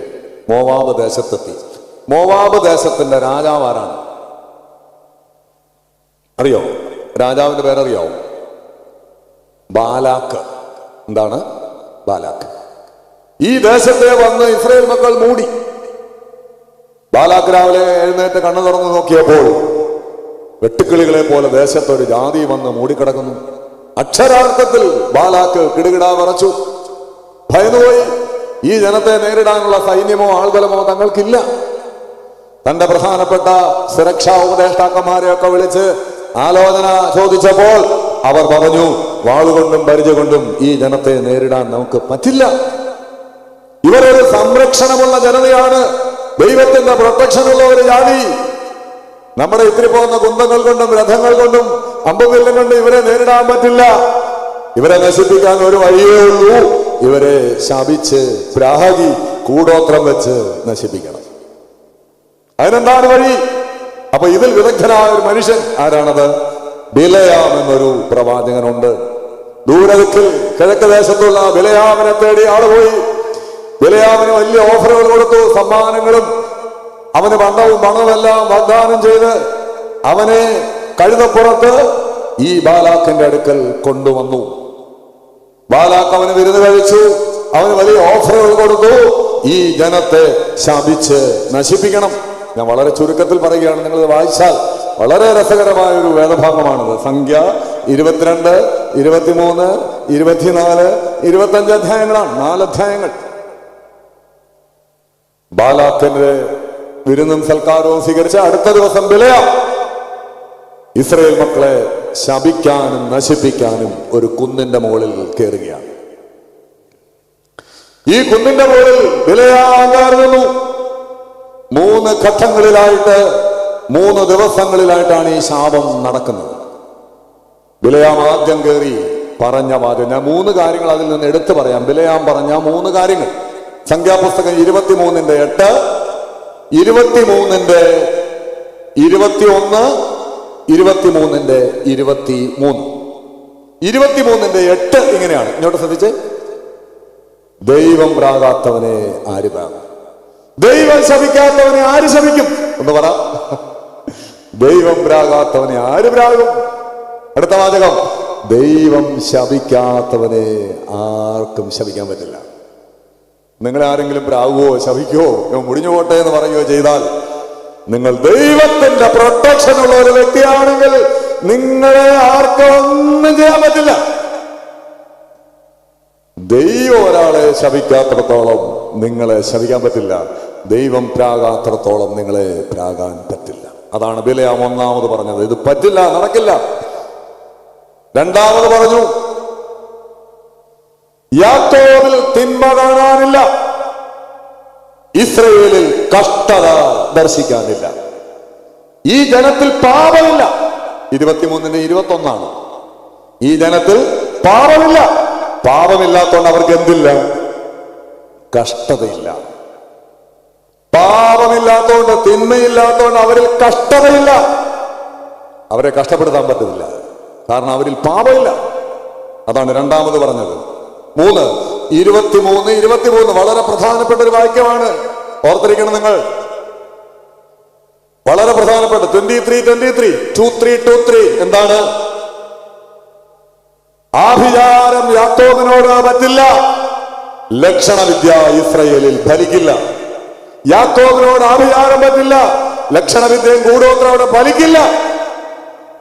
ദൈവമക്കളെ ആഭിചാരം കൊണ്ടും കൂടോത്രം കൊണ്ടും മന്ത്രവാദം കൊണ്ടും നശിപ്പിക്കാൻ പറ്റില്ല. പക്ഷെ ദൈവമക്കളാകണം.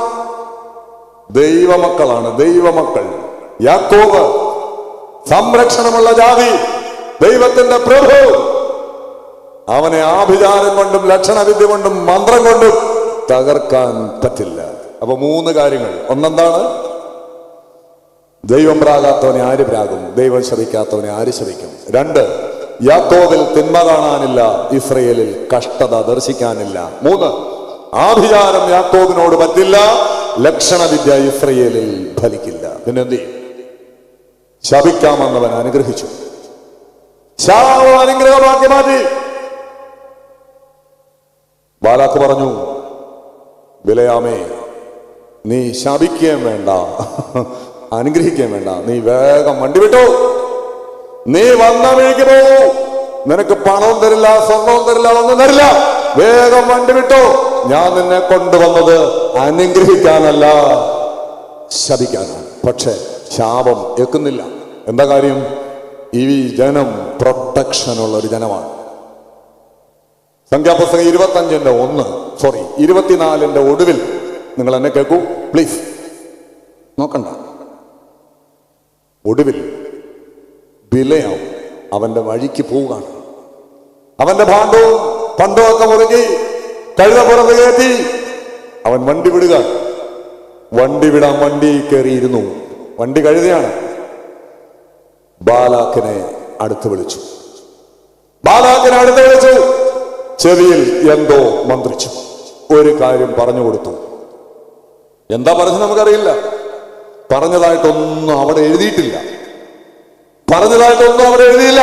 പക്ഷേ അടുത്ത അധ്യായം നിങ്ങൾ വായിച്ചാൽ സീൻ മാറി. പിള്ളേരുടെ ഭാഷയെ പറഞ്ഞാൽ സീൻ ഡാർക്കായി, എല്ലാം ഡിസ്റ്റായി, അന്തരീക്ഷമാകെ മാറി. അടുത്ത അധ്യായം തുടങ്ങുന്നത് ഇങ്ങനെയാണ്: മോവാബ്യ സ്ത്രീകൾ ഇസ്രായേൽ പുരുഷന്മാരുമായി പരസംഗം തുടങ്ങി. അടുത്ത അധ്യായം, അടുത്ത വാക്യത്തിൽ പ്രശ്നം തുടങ്ങി. ഇതുവരെ യാക്കോബിൽ തിന്മ കാണാനില്ലെന്ന് പറഞ്ഞെടുത്ത മുഴുവൻ തിന്മ ഇതങ്ങനെ സംഭവിച്ചു. അപ്പോൾ ഈ രണ്ടധ്യായങ്ങൾക്കിടയിൽ എന്തോ സംഭവിച്ചു. ഈ ബിലെയാം ബാലാക്കിന് എന്തോ പറഞ്ഞു കൊടുത്തു. അതെന്താണ് പറഞ്ഞു കൊടുത്തത്? എന്തോ ഒരു ഉപദേശം കൊടുത്തിട്ടാണ് പോയത്. ഉപദേശവും കൊടുത്ത് അവൻ കാശും വാങ്ങിച്ചു പോയി. ആ ഉപദേശം ബാലാക്ക് നടപ്പിലാക്കി. ആ ഉപദേശം ബാലാക്ക് നടപ്പിലാക്കിയപ്പോൾ ഇസ്രായേൽ പാളയം തിന്മ കൊണ്ട് മൂടി. എന്താ പറഞ്ഞു കൊടുത്തത്? അവിടെ ഇല്ല. പക്ഷെ വേദപുസ്തകം സൂക്ഷ്മമായി നിങ്ങൾ വായിച്ചാൽ വെളിപാട് പുസ്തകം 2:14 ഈ ബാലാക്കിന് ബിലെയാം കൊടുത്ത ഉപദേശം വ്യക്തമായി പരിശുദ്ധാത്മാവ് എഴുതിയിട്ടുണ്ട്. 2:14 പെർഗമോസിലെ സഭയ്ക്ക് നൽകുന്ന എഴുത്തിൽ ഇങ്ങനെ എഴുതി വച്ചിട്ടുണ്ട്: ദുർനടപ്പാചരിപ്പാനും ദുർനടപ്പ് ആചരിപ്പാനും. പിന്നെ എന്താ? 2:14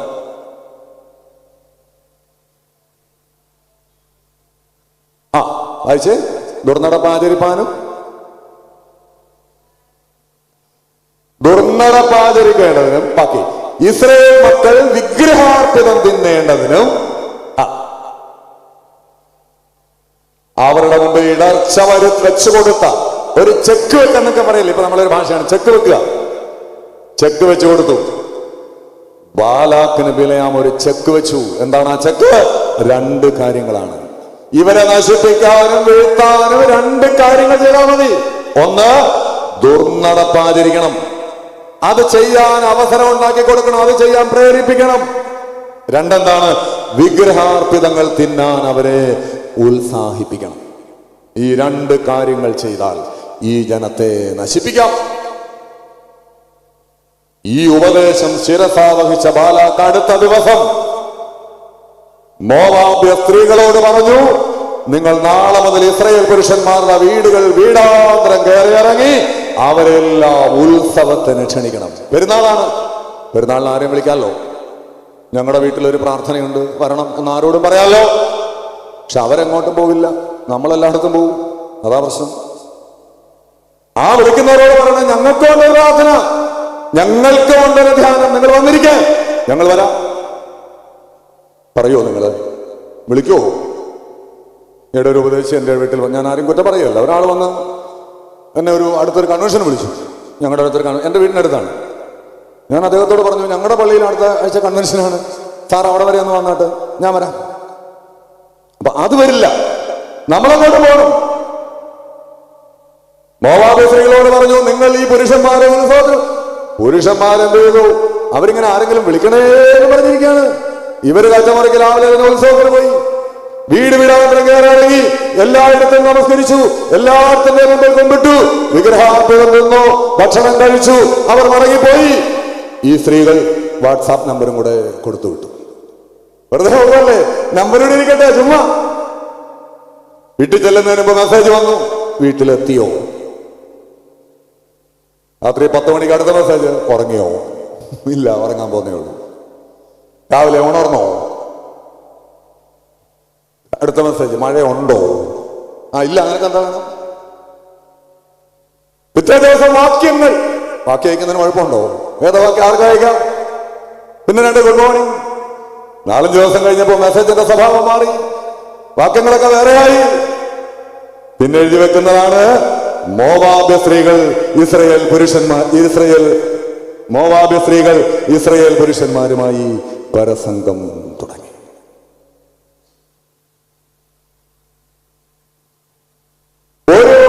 ഈ സമൂഹം നോക്കി നിൽക്കെ. ഒരു ഇസ്രായേൽ പുരുഷൻ ഒരു മിദ്യാന്യ സ്ത്രീയുമായി കൂടാരത്തിലേക്ക് കയറിപ്പോയി.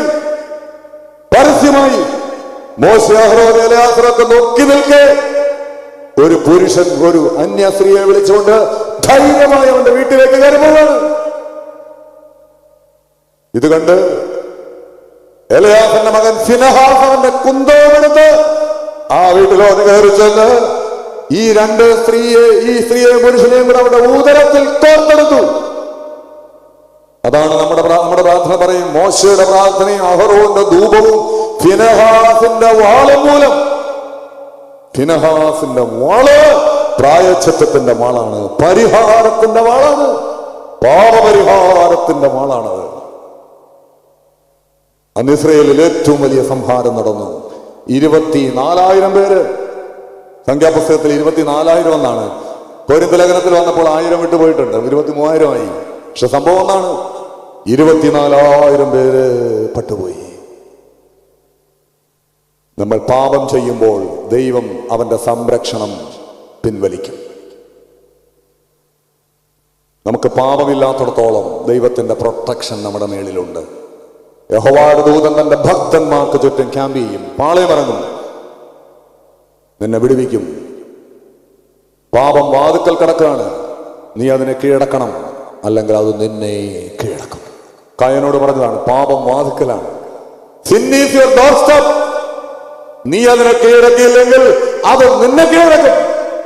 പാപം എപ്പോഴും നമ്മുടെ കൂടെ ഉണ്ട്. നിങ്ങളുടെ കയ്യിലിരിക്കുന്ന ഫോണിലുണ്ട്, അടുത്തിരിക്കുന്ന ആളിലൂടെ ഉണ്ട്, കാണുന്ന മനുഷ്യരിലൂടെ ഉണ്ട്, കണ്ണിലുണ്ട്, നോട്ടത്തിലുണ്ട്, ചിന്തയിലുണ്ട്. You must conquer the sin, otherwise the sin will conquer you. It will in your doorstep. നമ്മൾ പാപത്തെ കീഴടക്കണം. അതിനുള്ള ഏറ്റവും നല്ല വഴി എന്താണ്? മനുഷ്യരല്ലേ, കുറവുകളൊക്കെ ഉണ്ട്. ഈ പരിശുദ്ധാത്മാവിന് വിരോധമായ പാപം എന്ന് കർത്താവ് പറഞ്ഞിട്ടുണ്ട്. അതെന്താ നിങ്ങൾക്കറിയോ? അൺറിപ്പന്റഡ് സിൻ, അനുദപിക്കാത്ത പാപമാണ് പരിശുദ്ധാത്മാവിന് വിരോധമായ പാപം. ദൈവം നമ്മുടെ പാപങ്ങൾ ക്ഷമിക്കാൻ ഒറ്റ വഴിയേ ഉള്ളൂ, റിപ്പന്റൻസ്. ഈ പിശാച് ഏറ്റവും അധികം അറ്റാക്ക് ചെയ്യുന്ന ഒരു കൂദാശയെന്നറിയോ നിങ്ങൾക്ക്? നമ്മുടെ സഭയിൽ ഏറ്റവും അറ്റാക്ക് ചെയ്യപ്പെടുന്ന ഒരു കൂദാശയുണ്ട്. ഏതാണ്? പിശാച് ടാർഗറ്റ് ചെയ്യുന്ന ഏറ്റവും പ്രധാനപ്പെട്ട ഒരു കൂദാശ ഏതാണ്? മാമോദീസയാണോ? മോറോനഭിഷേകമാണോ? കുംഭസാരമാണോ? കുർബാനയാണോ? ഏതാ? വിവാഹമാണോ? പട്ടത്വമാണോ? ഏതാ? സാത്താൻ ടാർഗറ്റ് ചെയ്യുന്ന ഏറ്റവും പ്രധാനപ്പെട്ട കൂദാശ കുംഭസാരമാണ്, കൺഫഷൻ. നിങ്ങൾ എത്ര കുർബാന അനുഭവിക്കുന്നതിനും സാത്താന് വിരോധമൊന്നുമില്ല. എന്നും അനുഭവിച്ചു, ഇഷ്ടംപോലെ അനുഭവിച്ചു. പക്ഷെ കുംഭസാരിച്ച് അനുദപിച്ച് അനുഭവിക്കാൻ അവൻ നിവൃത്തി ഉണ്ടെങ്കിൽ നിങ്ങളെ സമ്മതിക്കില്ല, നിങ്ങളെ തടയും. കുംഭസാരിക്കാത്ത, അനുദപിക്കാത്ത പാപങ്ങൾ, അതാണ് പരിശുദ്ധാത്മാവിന് വിരോധമായ പാപം. നമ്മളിൽ ഒളിഞ്ഞു കിടക്കുന്ന, നമ്മൾ അഡ്രസ് ചെയ്യാത്ത, നമ്മൾ പുറത്തെടുക്കാത്ത എത്രയോ പാപങ്ങൾ നമ്മുടെയൊക്കെ ജീവിതത്തിലുണ്ട്. ഇതാണ് നമ്മുടെ കെണി. അതവിടെ കിടക്കുന്നിടത്തോളം ദൈവത്തിന് നമ്മുടെ ജീവിതത്തിൽ ഇടപെടാൻ പറ്റില്ല. ദൈവം വിശുദ്ധനാണ്. ആ വിശുദ്ധിയുള്ള ദൈവം നമ്മുടെ ജീവിതവുമായി ഇടപെടണമെങ്കിൽ നമ്മൾ എന്താകണം? വിശുദ്ധരാണ്. യഹോവയുടെ ആലയത്തിന് വിശുദ്ധി ഉചിതമാണ്. നമ്മുടെ ശരീരം ദൈവത്തിന്റെ ആലയമാണ്. നമ്മൾ വിശുദ്ധരായി ജീവിച്ചാൽ ആർക്കും നമ്മളെ ഒരു പിശാചിനും നിങ്ങളെ തൊടാൻ പറ്റില്ല. അതിനുള്ള ഏറ്റവും നല്ല വഴി കുംഭസ്നാനമാണ്. ഫ്രാൻസിസ് മാർപ്പാപ്പയെ കുറിച്ച് ഞാൻ ഈയിടെ വായിച്ചു. ആഴ്ചയിൽ 2 ആഴ്ച കൂടുമ്പോൾ കുംഭസ്നാനിക്കുന്ന ഒരു മനുഷ്യനായിരുന്നു അദ്ദേഹം. വയോധികനായ, വാർദ്ധക്യത്തിലെത്തിയ ഈ മനുഷ്യൻ എന്ത് പാപം ചെയ്യാന്? 2 ആഴ്ചയിൽ ഒരിക്കൽ കുംഭസ്നാനിക്കാൻ വേണ്ടി അദ്ദേഹം എന്ത് പാപമാണ് ചെയ്യുന്നത്? നമ്മുടെ പൗലോസ്ലിഹ പാപ മാസത്തിലൊരു കുംഭസ്നാനിക്കുമായിരുന്നു. അദ്ദേഹം മരിക്കുന്നതിന്, കാലം ചെയ്യുന്നതിന് ഏതാനും നാളുകൾക്ക് മുമ്പ് അദ്ദേഹത്തെ പതിവായി കുമ്പസാരിപ്പിച്ചുകൊണ്ടിരുന്ന ബഥനിയിലെ ജോസഫ് റമ്പാച്ചനെ വിളിച്ചു. റമ്പാച്ച ഇവിടെ വരെ ഒന്ന് വരണം. റമ്പാച്ച എന്തിനാണെന്ന് ചോദിച്ചപ്പോൾ പറഞ്ഞു, എനിക്കൊന്ന് കുമ്പസാരിക്കണം. പിതാവ് പറഞ്ഞു, പിതാവിനോട് റമ്പാച്ചൻ പറഞ്ഞു, അങ്ങ് കുമ്പസാരിച്ചിട്ട് 2 ആഴ്ചയല്ലേ കഴിഞ്ഞുള്ളൂ, 1 മാസം ആയില്ലല്ലോ. അപ്പോ തിരുമേനി പറഞ്ഞത്, അന്ന് ഞാൻ പറയാത്ത 1-2 കാര്യങ്ങളുണ്ട്, മറന്നുപോയി. 2 പാപങ്ങൾ ഞാൻ മറന്നുപോയി. മാസത്തിലൊരിക്കൽ അദ്ദേഹം കുമ്പസാരിക്കുമായിരുന്നു. Sin against Holy Spirit is the unrepented sin. നമ്മൾ പാപം ചെയ്യരുത്. അഥവാ പാപം ചെയ്താൽ പാപത്തെക്കുറിച്ച് അനുദപിക്കുകയും അത് തിരുത്തുകയും ഏറ്റുപറയുകയും ചെയ്താൽ ഒരു ബാധയും നിന്റെ കൂടാരത്തിനടുക്കില്ല, ഒരു ശിക്ഷയും നിന്നെ ബാധിക്കില്ല.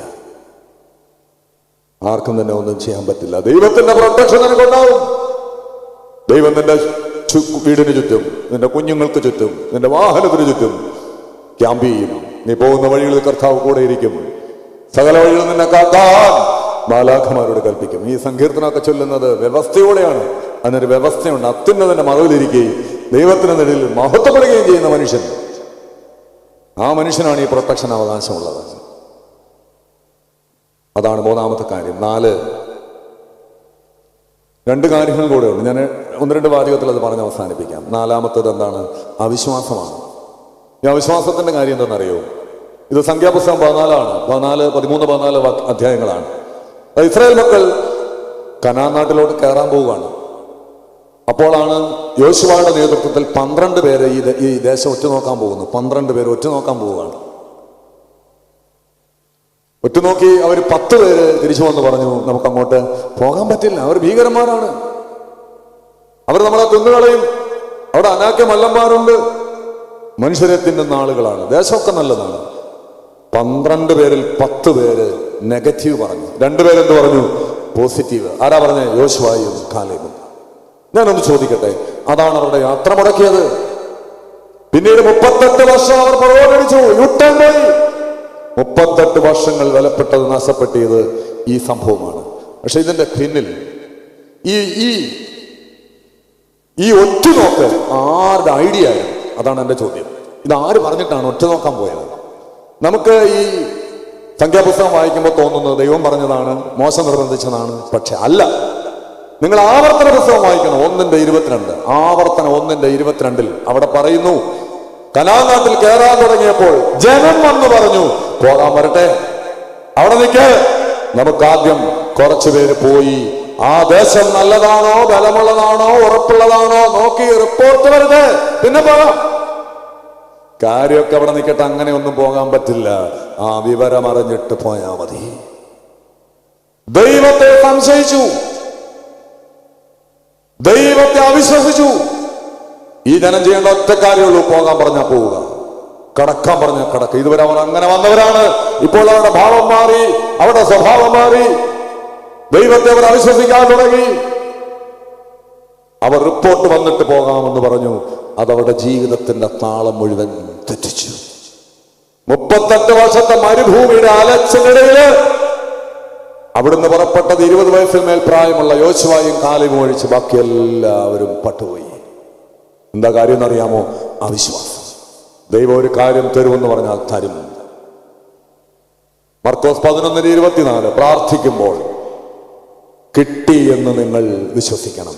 ചോദിക്കുമ്പോൾ കിട്ടി എന്ന് കൂടെ വിശ്വസിക്കണം. 1 യോഹന്നാൻ 4:4 നിങ്ങളുടെ ഉള്ളിലുള്ളവൻ ലോകത്തിലുള്ളതിനേക്കാൾ വലുതാണ്. നിങ്ങളുടെ ഉള്ളിലുള്ള ദൈവം ലോകത്തിലുള്ള പിശാചിനേക്കാൾ വലുതാണ്. അവനെ അവിശ്വസിക്കരുത്, അവനെ അവിശ്വസിക്കരുത്. ദൈവം തരുമെന്ന് പറഞ്ഞാൽ തരും, ചെയ്യുമെന്ന് പറഞ്ഞാൽ ചെയ്യും. കടുകുമണിയുടെ വിശ്വാസം ഉണ്ടെങ്കിൽ നിങ്ങളുടെ ഉള്ളിലെ അവിശ്വാസവും പിശാചൊക്കെ മാറിപ്പോവും. അവിശ്വാസം നമ്മളെ എങ്ങും എത്തിക്കില്ല. അവിശ്വസിക്കരുത്.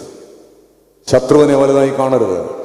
ദൈവമാണ് വലുത്. ദൈവം കൂടെ ഉണ്ടെങ്കിൽ ഈ ലോകത്തിലുള്ള എല്ലാ ശത്രുക്കളും ഒന്നിച്ചു കൂടിയാലും നിനക്കെതിരെ ഒന്നും ചെയ്യാൻ പറ്റില്ല. ദൈവം കൂടെ ഉള്ളവനാണ് വലുത്. ശത്രുവിനെ വലുതായി കാണരുത്. അതാണ് 4. 5 പിറുപിറുപ്പ്. ഇസ്രായേൽ മക്കളുടെ ഏറ്റവും വലിയ പാപം എന്തെന്ന് നിങ്ങൾക്ക് അറിയോ? പിറുപിറുപ്പാണ്. പിറുപിറുപ്പാണ്. ഞാനൊരു വാചകം നിങ്ങൾക്ക് പറഞ്ഞു തരാം. A complaining heart is never peaceful. A complaining heart is never peaceful. A grateful heart is always peaceful. പരാതി പറയുന്ന ഒരു മനുഷ്യന് ഒരിക്കലും സ്വസ്ഥത കിട്ടില്ല. ചില ആളുകൾ എവിടെ ചെന്നാലും പരാതിയാണ്. എല്ലാവരെ കുറിച്ചും കംപ്ലൈന്റ് ആണ്. നല്ലത് ആരെക്കുറിച്ചും പറയില്ല, ഒന്നിനെ കുറിച്ചും പറയില്ല. അതൊരു സ്വഭാവമാണ്. A complaining heart. എന്തിനെക്കുറിച്ചും ഏതിനെക്കുറിച്ചും എല്ലാത്തിനെക്കുറിച്ചും എല്ലാ ദിവസത്തെക്കുറിച്ചും. മഴ പെയ്താൽ പരാതി, വെയിൽ വന്നാൽ പരാതി, വണ്ട് നേരത്തെ വന്നാൽ പരാതി, താമസിച്ചാൽ പരാതി, ഭക്ഷണം കിട്ടിയാൽ പരാതി, എല്ലാം പരാതികളാണ്. A complaining heart never peaceful. A grateful heart is always. എപ്പോഴും അവർക്കൊരു സമാധാനമുണ്ട്. ഒന്നിനെക്കുറിച്ചും പരാതി പറയരുത്. എപ്പോഴും സന്തോഷമായിട്ടിരിക്കണം. നമ്മൾ ജീവിച്ചിരിക്കുന്നു എന്ന് പറയുന്നത് തന്നെ വലിയ കാര്യമാണ്. നിങ്ങളൊന്ന് കണ്ണടച്ച് തുറക്കുന്നതിന് മുമ്പ് ഒരു സെക്കൻഡിൽ 2 പേര് മരിക്കും ഈ ലോകത്ത്.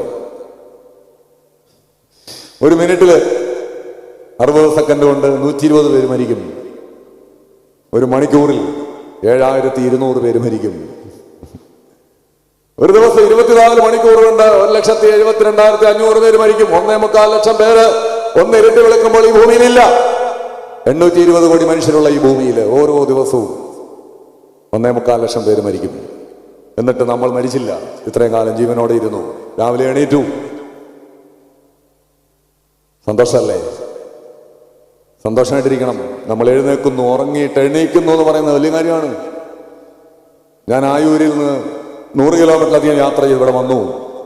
ആയിരക്കണക്കിന് വണ്ടികൾ ചീറിപ്പായുന്ന ഒരു റോഡിലൂടെ ഇവിടെ നിൽക്കുന്നു എന്നുള്ളത് ദൈവത്തിന്റെ മഹാകരുണയാണ്. നിങ്ങൾ വീട്ടിൽ നിന്ന് ഇറങ്ങി ഇവിടെ വന്ന് ഇവിടെ ഇരിക്കുന്നത് വലിയ കരുണയാണ്. നിങ്ങൾക്ക് ആഹാരം കഴിക്കാൻ പറ്റുന്നുണ്ടോ?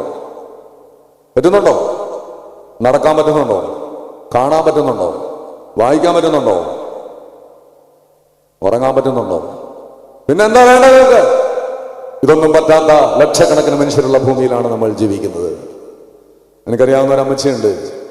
65 വയസ്സേ ഉള്ളൂ. കഴിഞ്ഞ 5 വർഷമായി ഒറ്റക്കിടപ്പാണ്. കണ്ണിന്റെ ഒരു പോള മാത്രം അനങ്ങും. അവർ ജീവിച്ചിരിക്കുന്നു എന്ന് നമ്മൾ അറിയുന്നത് കണ്ണിന്റെ പോള അനങ്ങുന്നതുകൊണ്ടാണ്. ഒരു തുള്ളി വെള്ളം കൈ കൊണ്ട് എടുത്തു പിടിക്കാൻ പറ്റില്ല അവർക്ക്.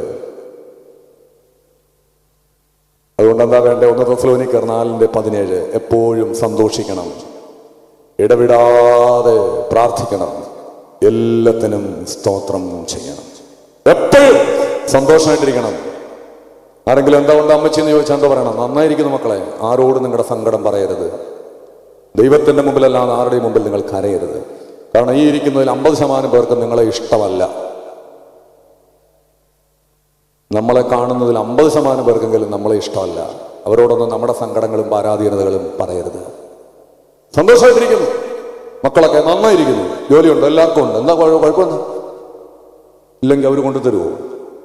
ആരോടും നമ്മുടെ സങ്കടവും വേദനകളും ഒന്നും പങ്കുവയ്ക്കരുത്. എല്ലാം ദൈവത്തോട് പറയണം.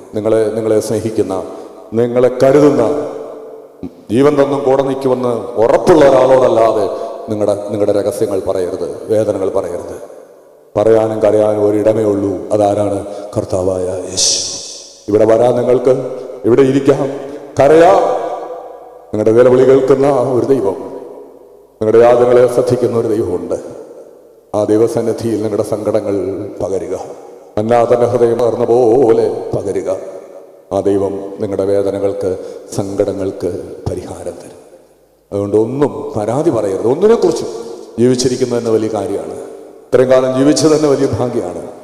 ഇനി തമ്പുരാൻ അനുവദിക്കുന്നിടത്തോളം മുന്നോട്ട് പോയിക്കോട്ടെ. എല്ലാം കർത്താവ് നോക്കിക്കൊള്ളും. നമ്മളെ ഈ ജീവിതത്തിലേക്ക് കൊണ്ടുവന്ന ദൈവം നമ്മുടെ ജീവിതത്തെ നിലനിർത്തിക്കൊള്ളും. അപ്പൻ മക്കളെ സ്നേഹിക്കുന്ന പോലെ, അതിലെത്ര മക്കളിൽ അപ്പൻ കൃപ ചെയ്തതുപോലെ ഭക്തന്മാരിൽ ദൈവം കൃപ ചെയ്യും. മക്കളിൽ നമ്മുടെ അപ്പൻ നമ്മളെ സ്നേഹിക്കുന്നു. അതുറപ്പില്ലേ നിങ്ങൾക്ക്? അതിനേക്കാൾ എത്രയോ വലുതാണ് നമ്മുടെ സ്വർഗത്തിലെ അപ്പൻ. ആ അപ്പൻ നമ്മുടെ ജീവിതത്തെ നോക്കിക്കൊള്ളും. അതുകൊണ്ട് ഒന്നിനും നിങ്ങൾ ഭാരപ്പെടരുത്, സങ്കടപ്പെടരുത്. എല്ലാത്തിനും ദൈവത്തിന് നന്ദി പറയണം. എപ്പോഴും സന്തോഷിക്കണം, ഇടപെടാതെ പ്രാർത്ഥിക്കണം, എല്ലാത്തിലും നന്ദി പറയണം. ആകയാൽ നിൽക്കുന്നു എന്ന് തോന്നുന്നവൻ വീഴാതിരിക്കാൻ സൂക്ഷിച്ചുകൊണ്ട്. ഒരു സെക്കൻഡ് മതി ഒരു വീഴ്ച വരാൻ. നമ്മൾ ദുർമോഹികളാകരുത്, നമ്മൾ വിഗ്രഹാരാധികളാകരുത്, മനഃപൂർവ്വമായി പാപത്തിൽ വീണു പോകരുത്, ദൈവത്തെ അവിശ്വസിക്കരുത്, ഒന്നിനും പരാതി പറയുകയോ പിരിവെറുക്കുകയോ ചെയ്യരുത്. കണ്ണുകളടയ്ക്കാം, ഒരു വാക്ക് പ്രാർത്ഥിക്കാം. യാത്ര ഞാൻ ക്രൂശ് നോക്കി യുദ്ധം ചെയ്യും ഞാൻ യേശുവിന ജീവൻ വച്ചേടു രക്ഷകന അന്ത്യശ്വാസം വരെയോ ജീവൻ വച്ചിടൂ.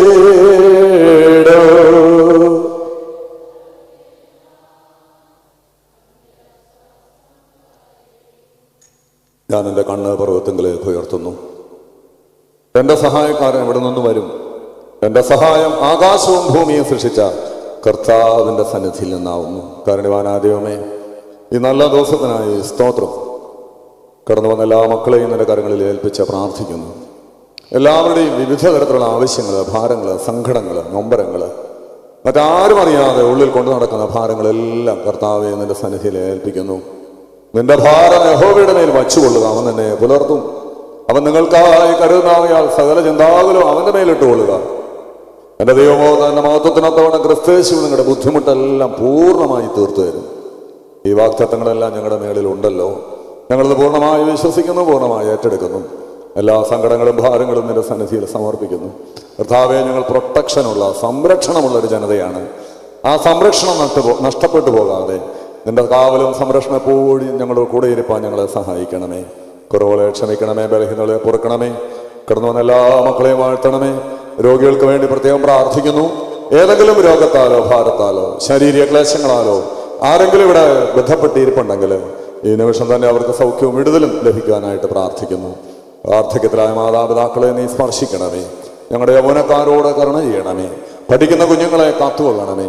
സ്കൂളിലായിരിക്കുന്ന മക്കളെയൊക്കെ കരുണയോടെ സൂക്ഷിക്കണം. ജോലിക്കും പഠനത്തിന് വിദേശ രാജ്യങ്ങൾ പോയ മക്കളോടൊക്കെ കരുണ ചെയ്യണമേ. ഉപജീവനത്തിന് വഴിയില്ലാതെ ഗതികെട്ടലയുന്ന കുഞ്ഞുങ്ങളെയൊക്കെ നേർവഴിയിൽ നയിക്കണമേ. പങ്കാളികൾക്കായി ആഗ്രഹിക്കുന്നവർക്ക് നല്ല കുഞ്ഞുങ്ങളെ കാണിച്ചു കൊടുക്കണമേ.